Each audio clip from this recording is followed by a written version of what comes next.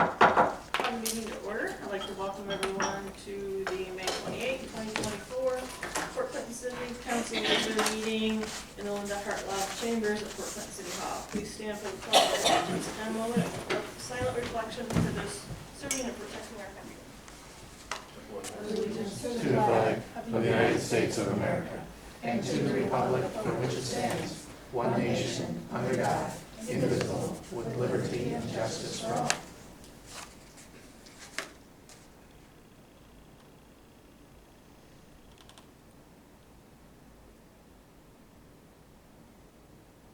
Thank you. You may be seated.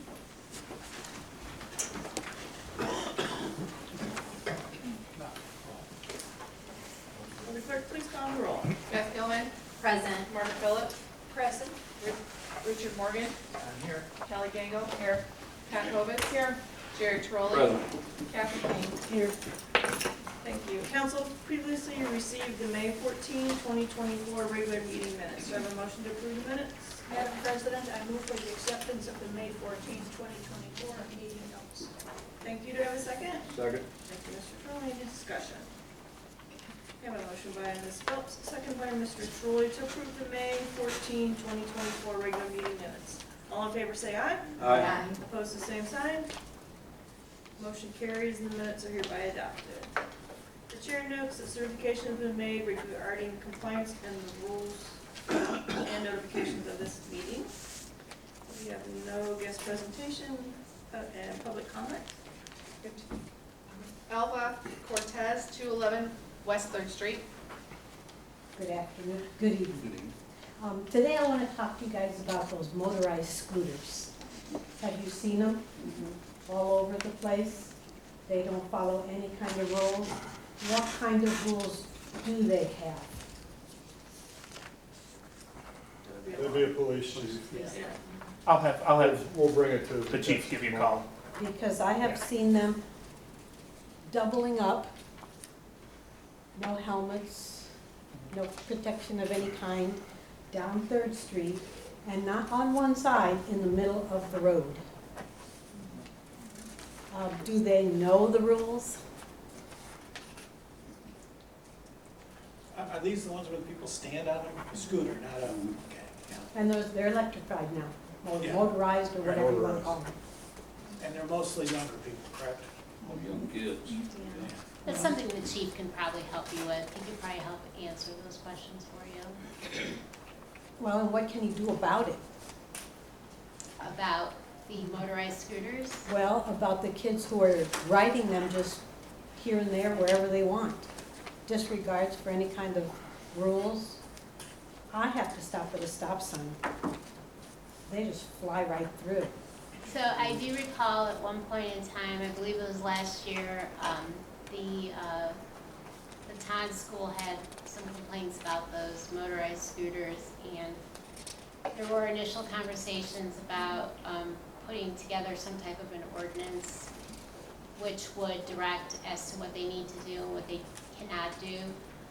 But I do not believe that was pursued by the police department. So you might want to speak with the chief about that. He can probably explain to you where else they have it covered, so they didn't need to do that. So we as a city don't have an ordinance for those things? And specifically for motorized scooters, no, we do not. There are different parts of the, under the police section of the ordinance, there's different sections which they pointed to which could cover those issues, but there is not a specific ordinance for motorized scooters. Those are fairly new. And when the discussion came about between the officer at Baton and the police department, I think that they decided to pursue it through other means as to what they've already had in there, so. But that could be another conversation for another day if you reach out to the chief and he decides that, you know, it is causing more of a problem than just around the Baton School area. Well, it's all over. We see it, I know, Yeah, I know. it's all over. And so I think maybe when we had the conversation the first time, they were even newer than they are now. Talk to the chief and see what his thoughts are on that. Now, if you guys put together an ordinance, is he the one that has to initiate it? No, but it's something that, you know, we'd have to work with the police department on to see what parameters they would like in the ordinance. So Because they would enforce the ordinance. they'd have to enforce it, right? Okay. Now, I did find something on motorized bicycles. Would that apply to that? Because it's not the different. same, it's different. It's still two wheels. Right, and these scooters are fairly new. The motorized bicycles, whether it's motorized or not, a bicycle has rules they need to follow. So these are new and they're becoming very enticing to the kids. And so we don't have anything on the books just because of how new they are. But it's something that definitely is probably worth another conversation. But talk to the chief and see if he could point you in the information they were looking at earlier, and then have that conversation with him. He can help you. And then we can always revisit it if we need more parameters. Are those electric scooters? Mm-hmm.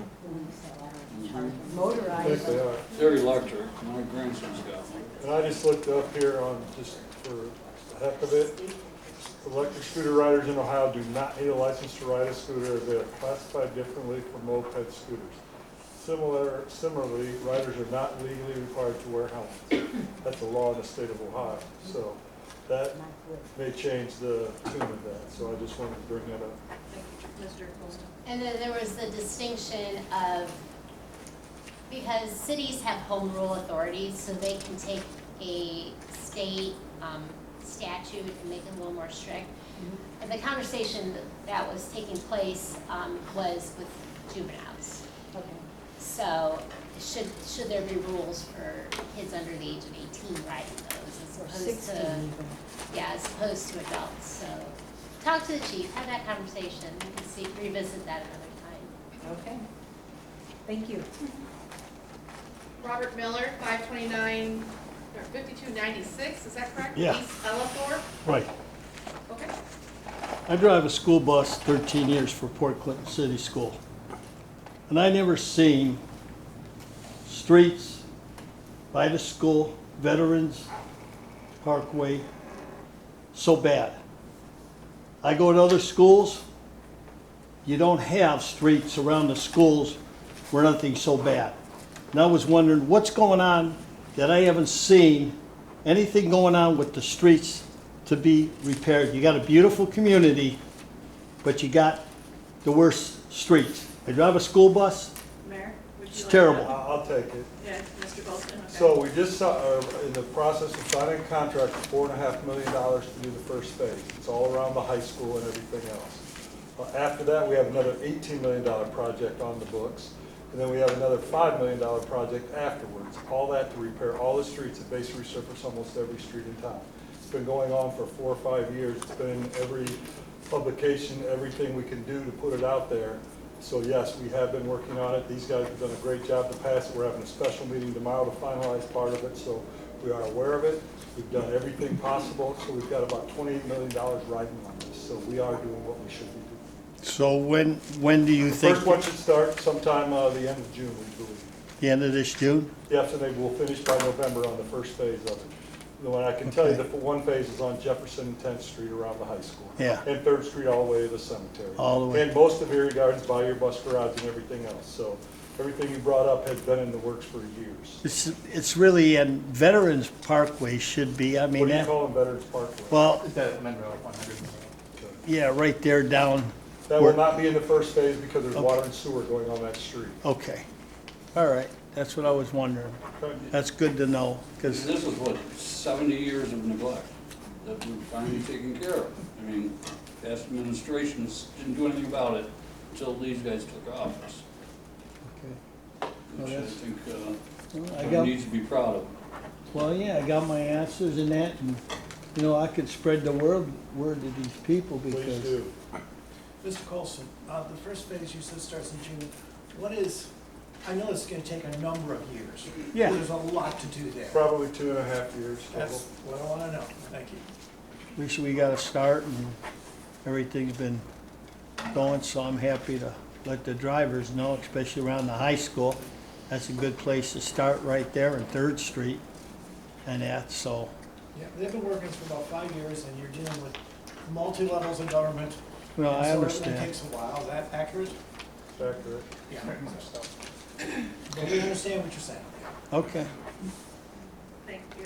We'll move on to executive officers' reports.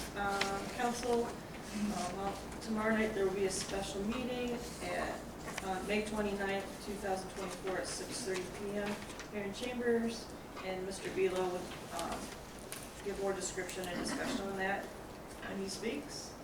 Also, there's a new resolution, 24-4, will not be assigned to a committee. It is time sensitive, so administration has asked that you pass that on first read, and the mayor will speak about that resolution. And that's all I have. Mayor Snyder. Thank you, Madam President. Good evening, members of council. First of all, foremost, welcome back, Mr. Trolley. Keep fighting the good fight, sir. Thank you, Thank you. Thank you. We're all thinking about you. thank you. I would like to thank the VFW, the American Legion, and the Port Clinton Yacht Club for a wonderful series of ceremonies yesterday. I don't know how many of you had the opportunity. Most folks don't know that at 9 o'clock on Memorial Day, there's a wreath-laying ceremony in the Portage River held and hosted by the Port Clinton Yacht Club. Both the Yacht Club and the events at Veterans Park were emceed by Bert Fall. He does a wonderful job, Staff Sergeant, still active in the National Guard, was a Iraq War vet, good fellow. Mom, the stage at Mom in the district is obviously up and running. It's been going for 2 weeks. Unfortunately, Sunday, and then I just got word 15 minutes before this started, tonight's entertainment has been canceled due to the weather. But every Tuesday, Thursday, Friday, and Saturday, and on holidays, Labor Day, Sunday, there's events, entertainment downtown. You can go on the city's website, Chamber of Commerce, Main Street, and the accompanying Facebook pages to get the list of entertainment taking place downtown all the way through September.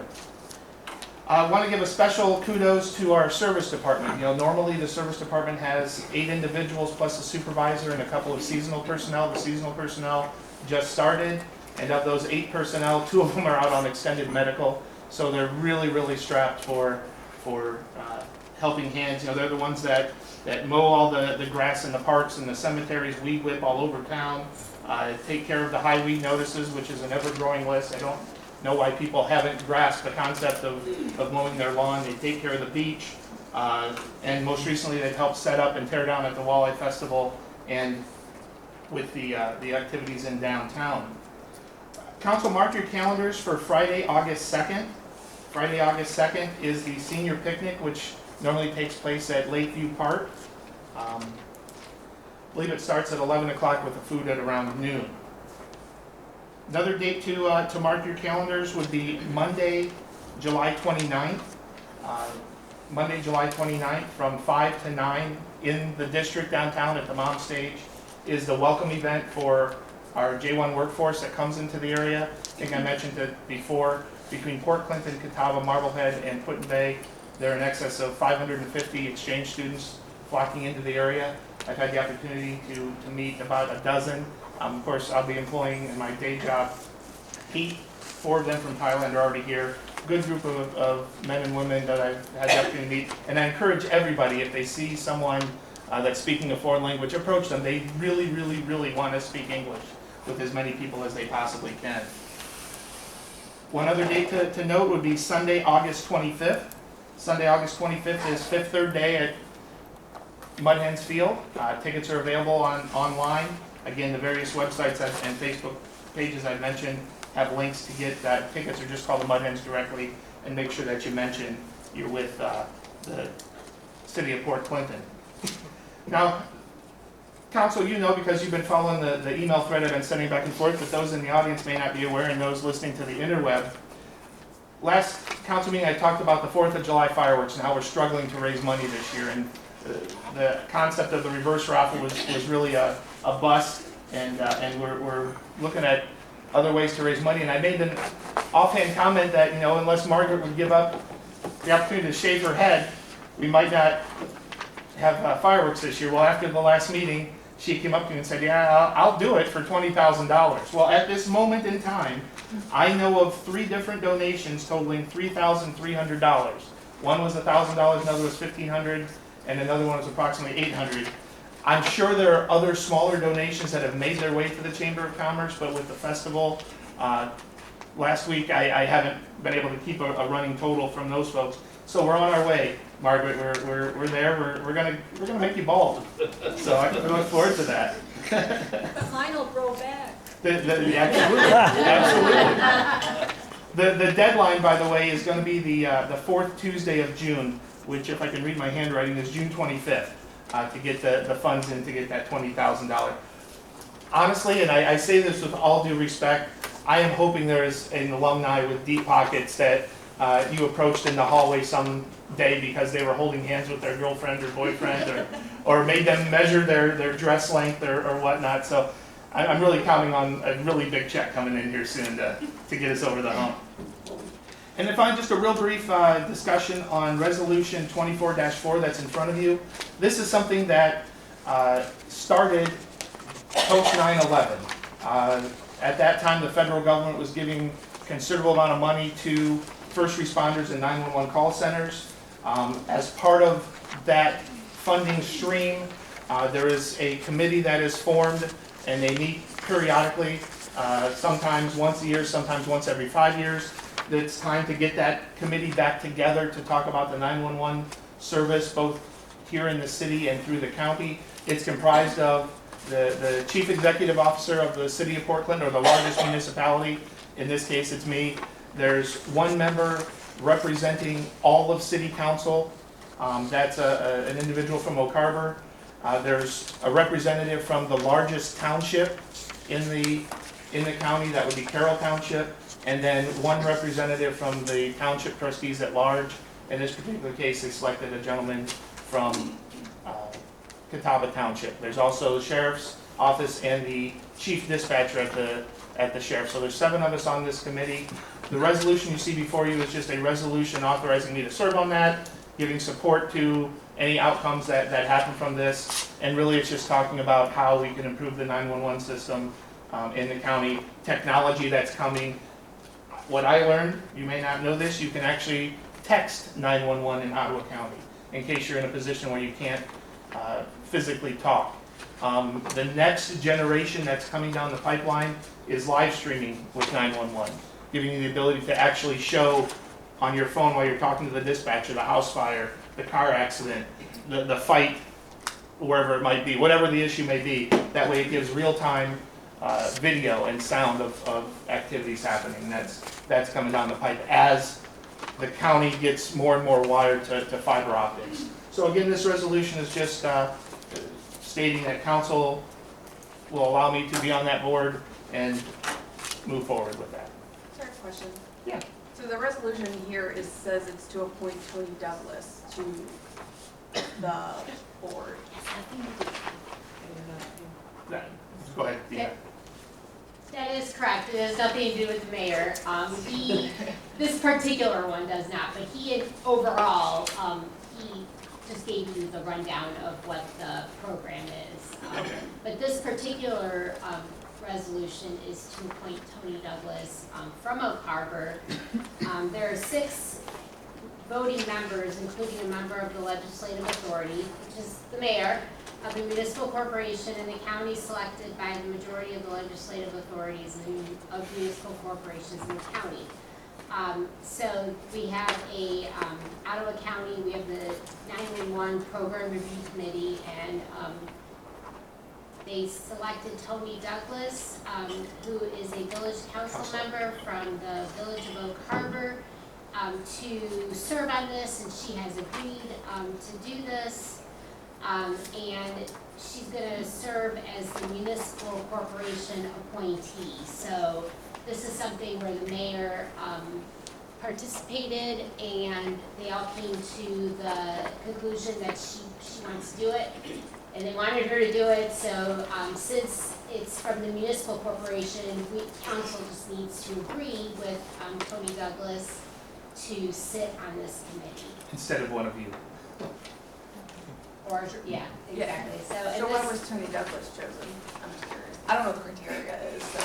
Actually, the selection was done by Fred Peterson, who's the head of the Ottawa County EMA. I think since it's dictated that the mayor of the largest municipality serve on this board, they did not want to have a council member from Port Clinton. They're trying to spread the wealth, if you will, throughout the county. Tony Douglas is the wife of Commissioner Donald Douglas here at county, and I believe she's been active with village council for a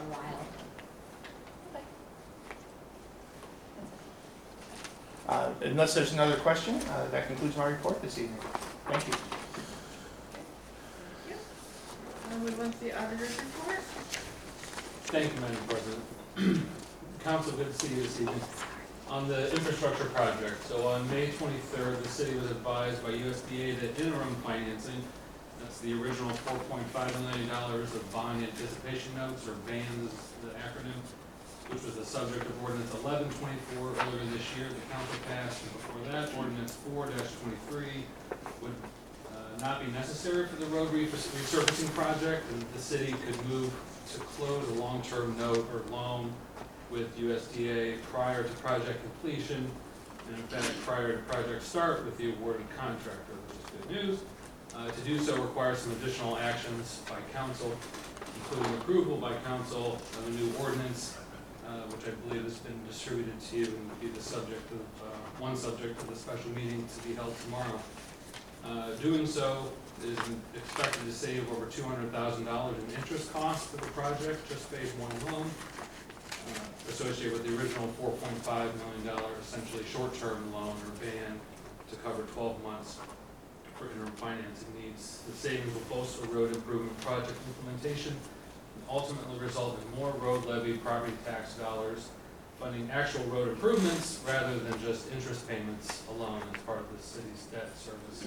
So this new pathway is a winner for the city and will help stretch every road levy dollar to cover more roads.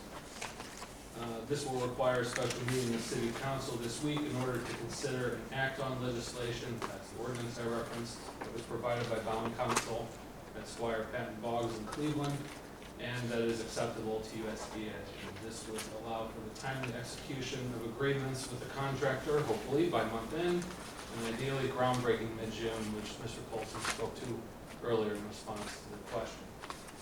Any comments or questions on that? Mr. Coley, Were they? sorry, Mr. Trolley, good to That's see you. okay.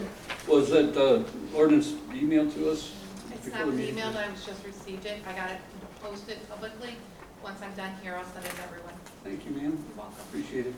And then just a curiosity, can you announce the contractor's name, or is that gonna wait for a while? Who got the bid? We haven't Wait. signed yet. Let's wait Okay. until I sign it, I would rather not. I don't blame you. Okay, thank you. So we all appreciate council being nimble and willing to hold a special meeting to consider this legislation months and months ahead of the original schedule, but as I described, it would save and significant amount of dollars and make the project improvements actually better, quicker, and last longer. So for the subject of the special committee meeting, it would be, as far as I understand it, a first reading of this ordinance, which is providing for the issuance and sale of not to exceed $4,355,000 of bonds for the purpose of paying costs of improving the streets of the city by resurfacing, grading, draining, paving, and making other related improvements and declaring an emergency. The second would be a resolution that we would have and to be publicly posted, a resolution approving the grant application for planning funds through the Active Transportation Infrastructure Investment Program to connect Port Clinton to Sandusky and appropriating funds. So, council will be willing to entertain those and take action tomorrow, would be greatly appreciated. Any comments or questions? Madam President, I really appreciate what Mr. Bealow is doing, because there's no way in the world I would keep all of that straight that he just put out there. It is very involved. Folks have no idea how much is happening. I've been on this council since 83 maybe, 1983, 13 years. And what I'm finding is that this group works together well, and that's what I like. We're getting along. It's moving, finally. Thank you. And not that the others aren't doing anything, however. Thank you. And just, I imagine council's aware and city staff is aware, and for members of the audience, please just know that the city staff are involved and elected officials are involved in this project daily, responding to changes coming out of USDA. Most of those are favorable to make us, or help us save money and execute sooner and reduce interest costs, for example. So it's the primary funder for the long term, those to cover the project. When it comes to water and sewer, there is significant grant dollars, more grant dollars, essentially free dollars than loan dollars. So we'll receive more free dollars than we'll have to finance for the water sewer improvements, and that includes the covering roads once those improvements are made. So not that helps make it faster in your mind, but just trying to explain that this is top of mind for everybody sitting back here and up there, that we're trying to be as responsive as we can to the federal agency that's helping fund the whole darn thing.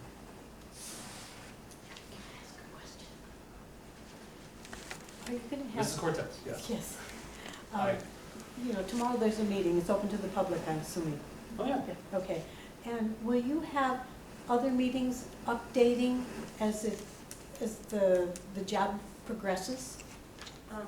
Mayor usually, or Mr. Colston, or Mr. Below, update pretty much every meeting that we have, Okay, of some sort, if there is an update. okay. So, and, I mean, it is posted on YouTube. I mean, you can watch it after the meetings are done. I mean, it's not live streamed, but it is posted to see what the updates are. And if there is anything that needs to be publicly posted, it's usually on the website. And also to inform what's coming up next, Yeah, that too? the mayor usually is very, like, all of administration is very good at keeping, what they can release, they do release. Okay, And if you have questions, they're the ones to call and ask them questions too. what's your phone number? If I may, Madam President, yeah, last Monday, Mr. Colson and I had the opportunity to go to the ribbon cutting ceremony for Route 53 out by Casa Las Palmas in the roundabouts. Right. It's outside the city, but we were there representing because it obviously has an economic impact. And what's his first name? Pat McCauley, the director of ODOT District 2, mentioned that project from initial concept to completion was 30 years. Oh my gosh. 30 years to redo that mile and a half, mile and a quarter, whatever it is. We're looking at 27 miles of roadway and I don't know how many miles of water line and sewer line. We started this conversation 5 years, 1 month, and 19 days ago. He didn't quite say we're moving at warp speed, but based on his experiences and projects of our scale, it's pretty darn close to warp speed. Are I they, know it doesn't seem realistic, but there's lots of moving parts. are they gonna put the roundabout in 53 and 163? Not to my knowledge, I've not heard anything about that. Oh, It's no? outside the city, yeah. Oh, so there's not gonna be a roundabout 153, I mean 53 and 163? Not to my knowledge. The next Okay. project ODOT has is at 269 and 2, the spider web, if you will. No, well, that's what my wife was saying, I said, Yeah. if you put a roundabout there, nobody'd be able to go around, I mean, but it is nice coming off there, those two roundabouts, so no roundabout at 53 and 163. I don't believe that's in the works. I've not heard anything. I was just wondering, because on that traffic, I've been here 23 years, but why they wouldn't put, it was nice they put 3 lanes there for a turning lane to eliminate a lot of that traffic. All they would have to do is put a 3rd lane just past Mona Me's or that, because that would eliminate, because you got that turn at the street, West Catawba, and at Owen Gideon, or Gideon Owen, right there. If you had that bridge and had a 3-lane, so they can make that turn there and there, that would take away a lot of the traffic. I'll give you Pat McCauley's phone. Yeah, and that would be a Catawba Island Township. Yeah. Oh, is that, Oh, is that Catawba Island Yeah. Township? Yeah, that's Catawba Island Township, that's not, the city of Port Clinton, I mean, we only have jurisdiction over Over, the city okay. of Port Clinton. City of Port. Anything like that would be, you can attend one of their township meetings if you'd like to bring that up to them, but, Well, so. me and my wife were arguing, I says, there's no way they're gonna put another roundabout at that main intersection. Okay. Okay, thank you. Mrs. Cortez, I'll give one plug on informing the public. The intention with, I've talked to the mayor about it, there'll be a new city website in time when things with the infrastructure project are moving hot, fast, and heavy.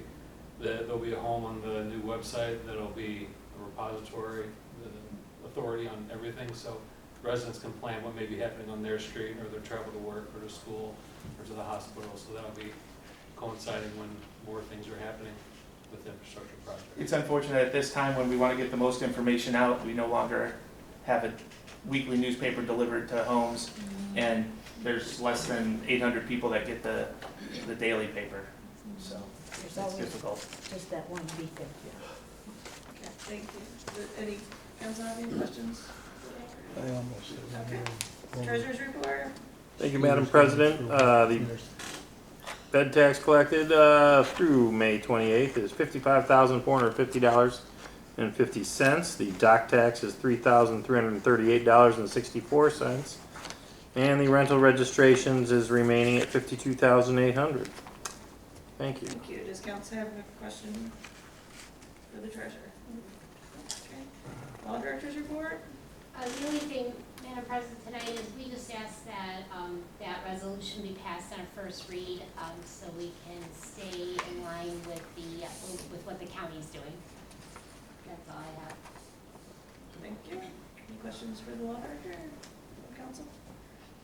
Mr. Colston, Safety Service. I'll just piggyback on what the mayor said about the staff. I thought EMS, police, fire, all of them did a tremendous job. Sewer department, they had a CSO, we had all that rain on Sunday night, so they had to come in and fix pumps and do things like that. Of course, the street department setting everything up, so I want to go back to that. Ms. Phillips, you are correct. Mr. Bealo's probably been on phones and emails in the last 3 days and over the holiday weekend, unbelievable amount. So I appreciate his efforts to get us to where we are with this. I mean, it changed scope on us last week, very late, like Thursday, I think. And we've been working on it ever since. He's talking to bond council and we're talking to, USDA and all those things. So everybody's played a part. Doug Nusser also played a big part in getting all these pieces together. So it's been to get where we got to have a meeting on Wednesday is incredible, actually, if you knew all the things that he went through to get to that point. So I just want to make sure you totally understand that, and everybody, as he stated, has been, whether it's the mayor on the phone or me or whoever, Nusser, we've all been doing that stuff, and very positive outcome coming, and they've pretty much guaranteed us that they should be able to get it done by the end of the season. I mean, that's going to be in the contract by November 30th, so unless we have a big holdup for some other reason, we should do that. But to be able to switch gears as we switch gears from short-term to long-term and doing all those things and getting an ordinance passed, we thank you for that. But it's been a heck of a ride to get to this point, I'll say that. Thank you, everybody. Okay, thank you. Thank you. Does council have a question for Mr. Colston? Yes. I have been receiving complaints about cars parking on both sides Oh, of Jefferson Street, you sent that to me. Okay. Well, I said that I would I say talked to something about it. the police chief, he thinks we should talk to the fire department, EMS, and I've not had a chance to talk to Brian to make sure that an ambulance can get down the street. Because if you think about any street in town, go down Washington, for example, you can't come two ways, even with parking on one side of the street. So, I mean, I understand your concern with, trying to have two go at one time, but we'll look at that a little bit harder. But I do want to talk to him first and see what he thinks. If we can't get ambulances or fire trucks down that street with the parking. Now, I believe it's only for those soccer things is what I believe, so. Yeah, that's usually when That's what the problem is, so we'll have to have a little bit more internal discussion on that, but yes, I did get that, and we will certainly look into it. Isn't there no parking sign on there? There is not. Both sides, nobody ever parks there except for events. That's Right. it. So, But like I said, I want to make sure that as long as the fire truck and everything can get down that road, because it is not designed in theory to be on both sides. We may have to adjust that, so. Okay, thank you, I've done my due diligence, thank you, sir. You're very welcome, yes, ma'am. Thank you. That's all, Madam President. Thank you. Move on to city staff reports. Mr. Chrisman, do you have anything this evening? Nothing this evening, Madam President. Thank you. Move on to committee reports. Finance, Mrs. Hoes? Nothing tonight, Madam Thank you. Environment and Public Works, Mr. Trolley. I'm going to talk to Mr. Colson eventually, and I'd like to get a committee meeting. We haven't had one in quite a while. Okay. Safety Services, Ms. Phillips. Thank you, Madam President. No, I don't have anything for this evening. Okay. Economic and Community Development, Ms. Goodwin. We will be meeting directly after this meeting. Okay. Thank you. We have nothing under correspondence, so move on to readings of ordinances and resolutions. No third reading and no second reading. So move on to first reading. Will the clerk please read by title and summary only, resolution 24-4. Resolution 24-4, a resolution for the appointment to the Ottawa County 911 Program Review Committee. Thank you. Ms. Council was taking action as to resolution 24-4. Madam President, Mr. Trolley? I would like to make a motion that we waive the 3 required readings for resolution 24-4. Thank you. Thank you, Ms. Phillips. Any discussion? I have a motion by Mr. Trolley, seconded by Ms. Phillips, to waive the 3 required readings as to resolution 24-4. Will the clerk please call the roll? Margaret Phillips, Yes. Pat Hovis. Yes. Jerry Trolley. Yes. Kathy King. Yes. Richard Morgan. Yes. Beth Gilman. Yes. Kelly Gangle. Yes. Thank you. Motion carried by a vote of 7-0. Does council wish to take any further action as to resolution 24-4? Madam President, Mr. Trolley? I'd like to make a motion we adopt resolution 24-4. Thank you. Do I have a second? I'll second. Any discussion? We have a motion by Mr. Trolley, seconded by Ms. Phillips, to adopt resolution 24-4. Would the clerk please call the roll? Kathy King. Yes. Beth Gilman. Yes. Richard Morgan. Yes. Margaret Phillips. Yes. Kelly Gangle. Yes. Pat Hovis. Yes. Jerry Trolley. Yes. Thank you. Motion carried by a vote of 7-0. Resolution 24-4 is hereby adopted. We move on to business room 4. Mr. Morgan? Nothing really. I went to the Walleye Festival, and it was, I lived half my life in Pemberville. The Pemberville Fair, I always compare the two. They're completely different, but they both have their pluses. And the Walleye Festival was really crowded. I didn't know a lot of people, which is actually a good thing. It means it brought a lot of people in. The bands were good, not as good as my band. And the bourbon chicken was really, really good. It was. So, and that's a good thing, yeah. So. Okay, thank you. And by the way, August 30th, in front of the stage, not on the stage, we didn't make that cut. That's when my band will be playing, so. Thank you. Ms. Gangle? Ms. Phillips? Thank you, Madam President. I've had a great weekend. It really was nice. The Walleye Festival was just a fantastic thing this weekend. The only complaint I had was from people who live either on 4th Street or 6th Street who dislike the scooter riders doubling in the middle of the street on their little scooters going really fast, because you know they're hanging on one to another. There was something that could actually be done, or something to let people know that this is just not real safe. I would be very happy. But, and we, of course, we've had the grass and weed things, and there's nothing we're gonna do until the rain stops. Thank you, Madam President. Thank you. Ms. Hovis? Nothing tonight, Madam President. Thank you, Mr. Trolley. I would like to thank the 3 gentlemen sitting over there for everything you've done to get Flip moving. And you guys know how much we've heard from our constituents. Got gray hair from it, but we lost a little bit of it, but we're on the right road. So thank you very much. That's all I got. Thank you, Ms. King. Nothing tonight. Ms. McGillen? I would like to thank Main Street for what they put on a heck of a festival with the Walleye Fest 43rd season. They do a magnificent time every year. I'm also thankful my children are too old to ride those motorized scooters, because as a parent I'd hate to be telling them every 10 minutes, slow down, be careful, and mind yourself. But there are a lot of kids out there. When the roads are nice and smooth, they're probably going a lot faster, so we'll see. And just keep an eye out for bikes. We had Bike Week Ohio going on. A lot of people saw the motorcycles around. Sandusky has theirs upcoming. There's a lot of bikes in the area. It's a beautiful place to be, so if everybody's just cognizant and pays attention. Nothing else, Madam President? Thank you. Be a special meeting if anyone's I asked it during, earlier, but, earlier. Okay, yeah. just want to make sure. Thank you. And then with seeing no further business, I will entertain a motion to adjourn. Madam President, I move this August body adjourn. Have a second? Second. Thank you, Mrs. Thank you, Mrs. King. I have a motion by Ms. Phillips, seconded by Ms. King to adjourn. All in favor say aye. Aye. Opposed, the same sign. Aye. Thank you, we're adjourned. Just being